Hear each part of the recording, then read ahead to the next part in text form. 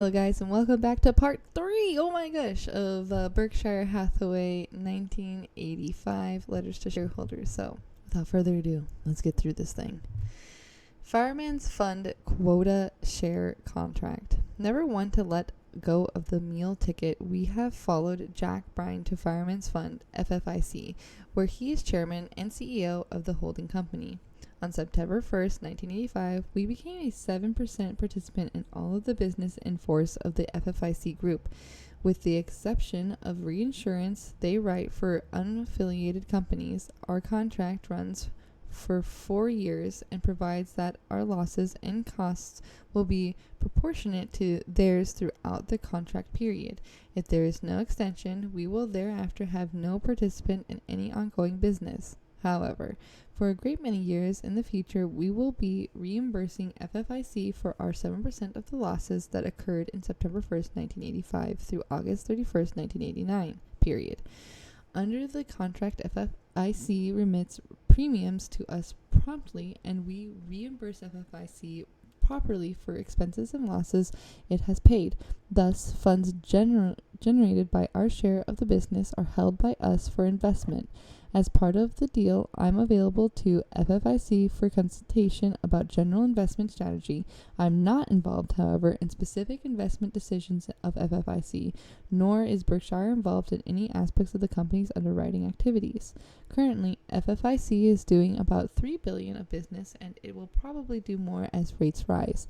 The company's September 1st, 1985 unearned premium reserve was $1.324 billion, and it therefore transferred 7% of this, or $92.7 million, to us at initiation of the contract. We concurrently paid them $29.4 million, representing the underwriting expenses that they had incurred on the transferred premium. All of the FFIC business is written by National Indemnity Company, but 2/7 of it is passed along to Wesco Financial Insurance Company, WesFIC, a new company organized by our 80% owned subsidiary Wesco Financial Corporation. Charlie Munger has some interesting comments about WesFIC and the reinsurance business on page 60 to 62. To the insurance segment tables on page 41, we have added a new line labeled Major Quota Share Contract. The 1985 results of the FFIC contract are reported there. Through the newness of the arrangement makes these results only very rough approximations. After the end of the year, we secured another quota share contract whose 1986 volume should be over $50 million. We hope to develop more of this business, and industry conditions suggest that we could. A significant number of companies are generating more businesses than they themselves can prudently handle. Our financial strength makes us an attractive partner for such companies. Market securities. We show below our 1985 year-end net holding on marketable equities. All positions with a market value over $25 million are listed, and the interest attributable to minority shareholders of Wesco Nebraska Furniture Mart are excluded. So here it has the number of shares, it has the names, which is Affiliated Publication, American Broadcasting Companies, Patrice Companies, Geico Corporation, Handy and Harum, Time Inc., and the Washington Company Post. It has the cost and the market, but we're just going to go over the total. The cost total being $275,110, and the market being $1,198,321. So a huge increase of what market is compared to cost that they bought these businesses at. We mentioned earlier in the past decade, the investment environment has changed from one in which great businesses are totally unappreciated to two in which they are appropriately recognized. The Washington Post Company, WMPC, provides an excellent example. We bought all of our WPC holdings in mid-1973 at a price at not more than 1/4 of then per share business value of the enterprise. Calculating the price per value ratio required no unusual insights. Most security analysis, media brokers, and media executives would have estimated WPC's intrinsic business value at 400 to 500 million, just as we did. And its 100 million stock market valuation was published lately for all to see. Our advantage, rather, was attitude, and we had learned from Ben Graham that the key to successful investing was the purchase of shares in good business when market prices were at a large discount from underlying business value. Most institutional investors in the early 1970s, on the other hand, regarded business value as of only minor relevance. When they were deciding the price at which they would buy or sell, this now seems hard to believe. However, these institutions were then under the spell of academics at prestigious business schools who were preaching a newly fashioned theory. The stock market was totally efficient, and therefore calculations of business value, and even though itself were of no importance in investment activities, we are enormously in debt to those academics. We could be more advantageous in an intellectual contest, whether it would be bridge, chess, or stock, selecting then to have opponents who have been taught that thinking is a waste of energy. Through 1973 and 1974, WPC continued to do fine as a business, and intrinsic value grew. Nevertheless, by year-end 1974, our WPC holding shows a loss of about 25%, with market value at $8 million against our cost of $10.6 million. What we had thought ridiculously cheap a year early had become a good bit cheaper as the market, in its infinite wisdom, marked WPC stock down to well below 20 cents on the dollar of intrinsic value. You know the happy outcome? Kay Graham, CEO of WPC, had the brains and courage to repurchase large quantities of stock for the company at those bargain prices, as well as the managerial skills necessary to dramatically increase business value. Meanwhile, investors began to recognize the exceptional economic of the business, and the stock price moved closer to the underlying value. Thus, we experienced a triple dip. The company's business value soared upward, per share business value increased considerably faster because of the stock repurchase, and with a narrowing of the discount, the stock price outpaced the gain in per share business value. We hold on all of the WPC shares we bought in 1973, except for the sold back to the company in 1985's proportionate redemption. Proceeds from the redemption plus year-end market value of our holdings totaled $221 million. If we had invested our $10.6 million in any of a half dozen media companies that were investment favorites of mid-1973, the value of our holdings at year-end would have been in the area of 40 to 60 million. Our gain would have far exceeded the gain in the general market, an outcome reflecting the exceptional economics of the media business.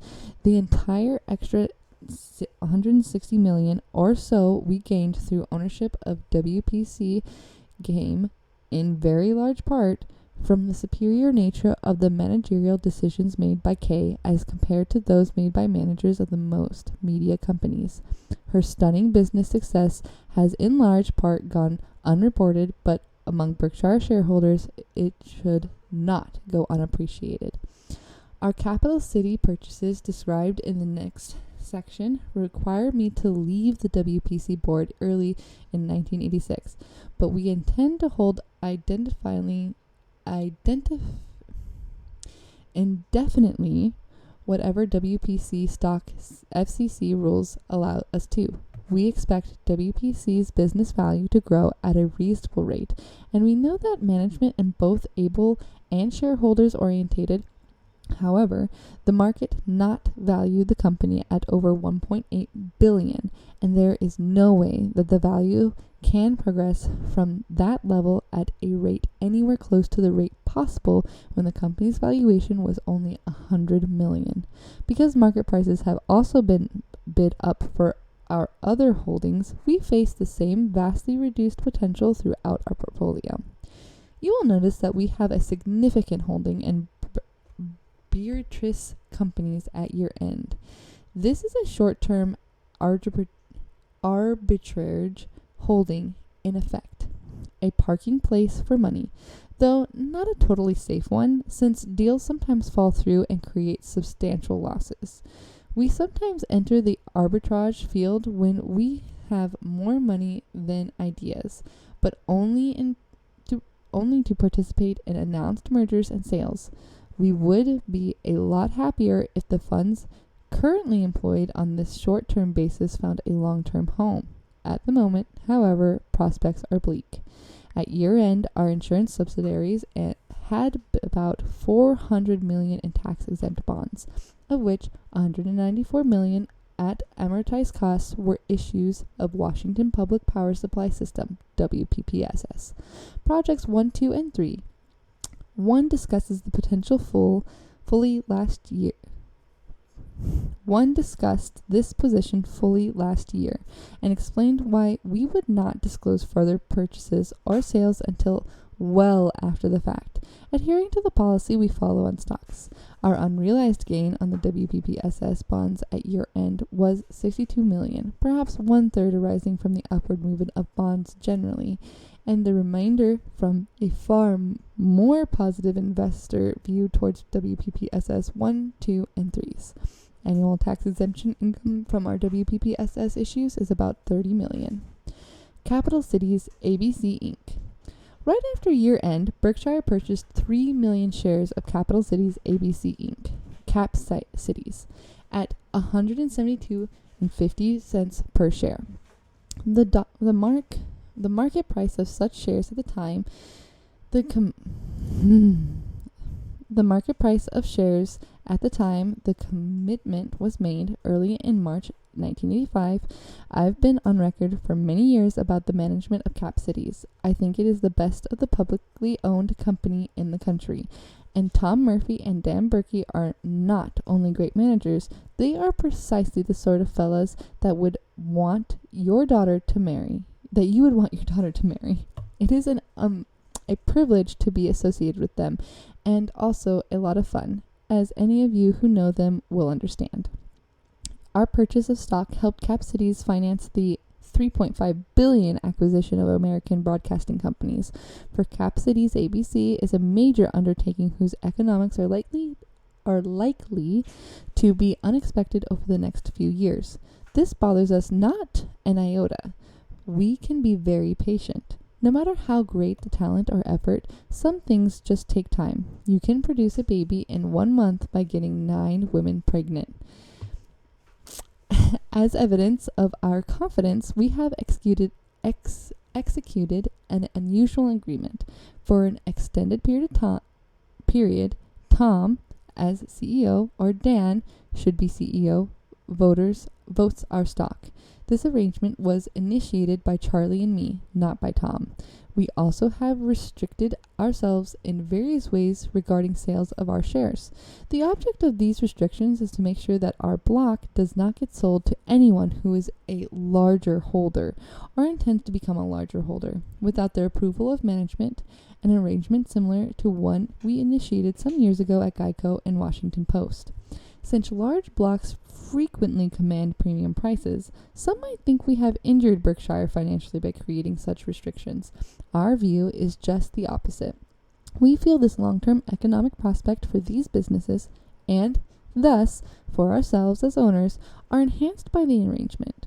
With this in place, the first-class managers with whom we have aligned ourselves can focus their efforts entirely upon running the business and maximizing long-term values for owners.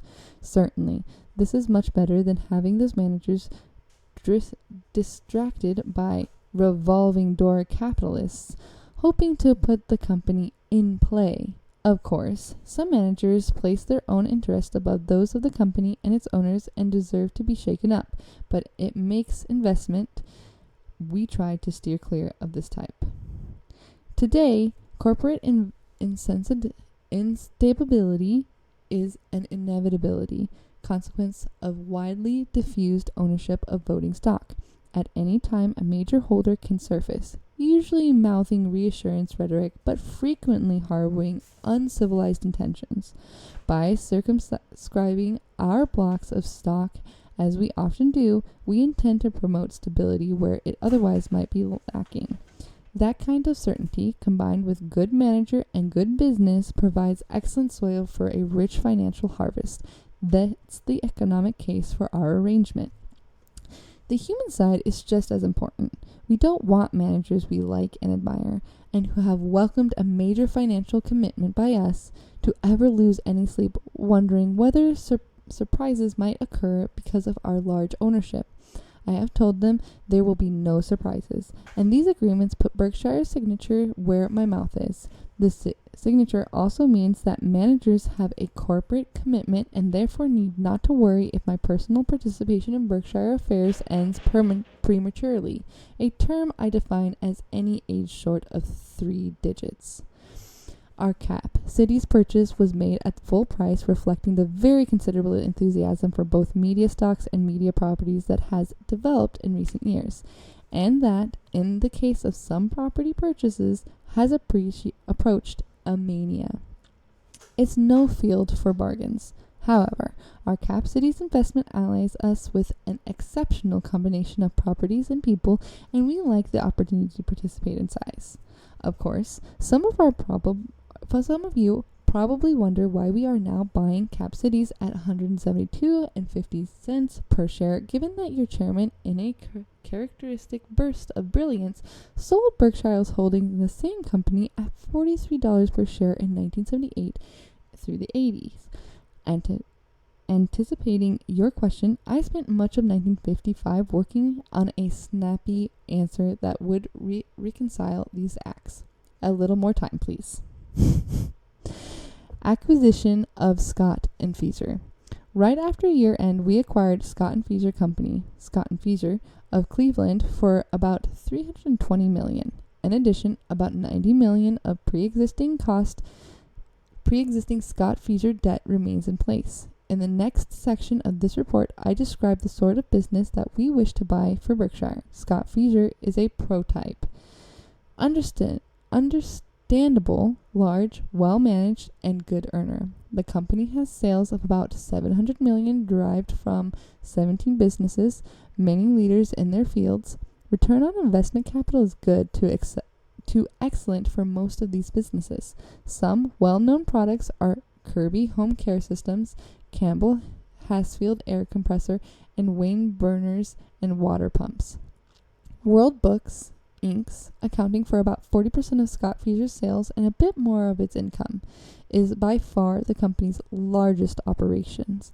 It also is by far the leader in its industry, selling more than twice as many encyclopedia sets annually as its nearest competitor.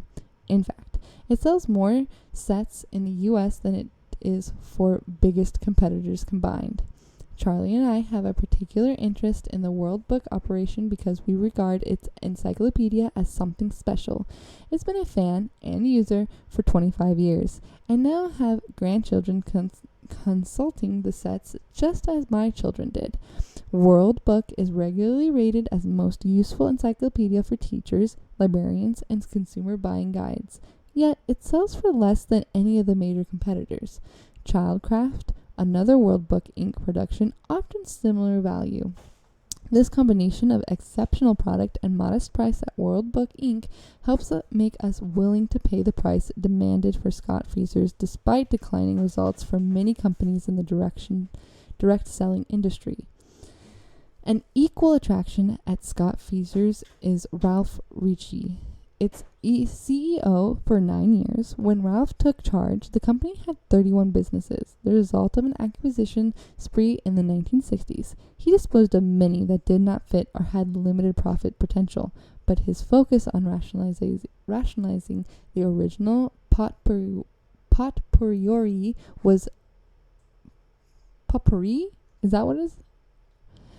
But his focus on rationalizing the original potpourri was not so intense that he passed by World Book when it became available for purchase in 1978. Ralph's operating and capital allocation record is superb, and we are delighted to be associated with him. The history of Scott Fieser acquisition is interesting. Marketed by some zigs and zags before we became involved, the company had been an announced candidate for a purchase since early 1984.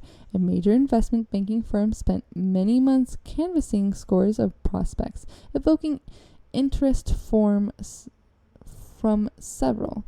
Finally, in mid-1985, a plan of sale featuring heavy participation by the ESOP Employee Stock Ownership Plan was approved by shareholders. However, as difficult in closing followed, the plan was scuttled. I had followed this corporate odyssey through the newspapers. On October 10th, well after the ESOP deal had fallen through, I wrote a short letter to Ralph, whom I did not know. I said we admired a company's record and asked if he might like to talk. Charlie and I met Ralph for dinner in Chicago on October 22nd and signed an acquisition contract the following week. The Scott Fisher acquisition, plus major growth in our insurance business, should push revenues above $2 billion in 1986, more than double those in 1985. Miscellaneous. The Scott Fisher purchase illustration are somewhat haphazard approach to acquisitions.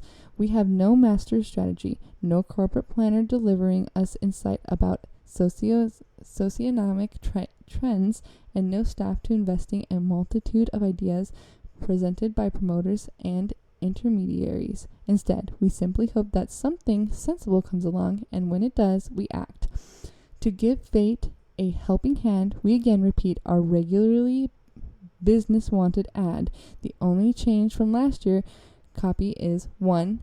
Because we continue to want to any acquisition we make to have a measurable impact on Berkshire financial results, we have raised our minimum profit requirement. Here's what it looks like. Largest purchase at least $10 million after tax earnings. 2. Demonstrate consistent earning powers. 3. Business earnings good return for equity while employment little or no debt. 4. Management in place. 5. Simple business. 6. An offering price. We will not engage in unfriendly takeovers. We can promise complete confidentiality and a very fast answer, customarily within 5 minutes, as to whether we're interested. We prefer to buy for cash. We will consider issuance of stock when we receive as much in intrinsic business value as we give. Indeed, following recent advice in the price of Berkshire stock, transitions involving stock issuance may be quite feasible. We invite potential sellers to check us out by contacting people with whom we have done business in the past. For the right business and the right price and the right people, we can provide a good home. On the other hand, we frequently get approached about acquisitions that don't come close to meeting our tests. Near ventures, turnarounds, auction-like sales, and then even popular among brokers, I'm sure something will work out if you people get to know each other. None of these attract us in the least. Besides being interested in the purchase of entire businesses, as described above, we are also interested in the negotiation purchase of large but not controlled blocks of stock, as in our Cap Cities purchase. Such purchases appeal to us only when we are very comfortable with both the economics of the business and the ability and integrity of people running the operation. We prefer large transactions. In the usual case, we might do something as small as $50 million or even smaller, but our preference is for commitments many times that size. About 96.8% of all eligible shares participated in Berkshire's 1985 shareholder designated contribution program. Total contributions made through the program were $4 million, and 1,724 charities were recipients. We conduct a pleasable last year in order to get our views about the program as well as about our dividend policy. Recognizing that it's possible to influence the answer to a question by the framing of it, we attempt to make the wrong wording of ours as neutral as possible. We present the ballot and the results to the appendix on page 69. I think it's fair to summarize your response as highly supportive of present policies and your group performance, allowing for the tendency of people to vote for the status quo, to be for increasing the annual charitable commitment as our asset values build. We urge new shareholders to read the description of our shareholder-designed contribution program that appears on page 66 and 67. If you wish to participate in future programs, we strongly urge that you immediately take make sure that your shares and registered in the name of the actual owner, not in street name or nominee name. Shares not so registered on September 30th, 1986 will be ineligible for the 1986 program. 5 years ago, we were required by the Bank Holiday Company Act of 1969 to dispose of our holiday holdings in the Illinois National Bank and Trust Company of Rockford, Illinois. Our method of doing so was unusual. We announced an exchange ratio between stock of Rockford Bancorp Inc., the Illinois National Holding Company, and stock of Berkshire, and then let each of our shareholders, except me, make the decision as to whether to exchange all, part, or none of his Berkshire shares for Rockford shares. I took the Rockford stock that was left over, and thus my holdings in Rockford was determined by your decision. At the time I said, this technique embodied the world's oldest and most elementary system of fairly dividing an object, just as when you were a child and one person cut the cake and the other got first choice. I have tried to cut the company fairly, but you get first choice as to which piece you want. Last fall, Illinois National was sold. When Rockford's liquidation was completed, its shareholders will have received per share proceeds about equal to Berkshire per share intrinsic value at the time of the bank sale. I'm pleased that this 5-year result indicates that the division of the cake was reasonably equitable. Last year, I put in a plug for our annual meeting, and you took me up on the invitation. Over 250 of you, of more than 3,000 registered shareholders, showed up. Those attending behaved just as those present in previous years, asking the sort of questions you would expect from intelligent and interested owners. You can attend many annual meetings without running into a crowd like ours. Lester Maddox, when governor of Georgia, was criticized regarding the state's abysmal prison system. The solution, he said, is simple. All we need is a better class of prisoners.